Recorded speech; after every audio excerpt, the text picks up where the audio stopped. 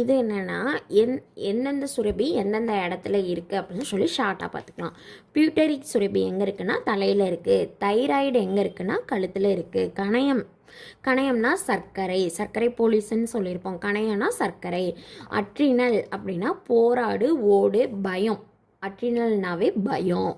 அடுத்தது ஃபீனைல் சுரபின்னா தூக்கம்.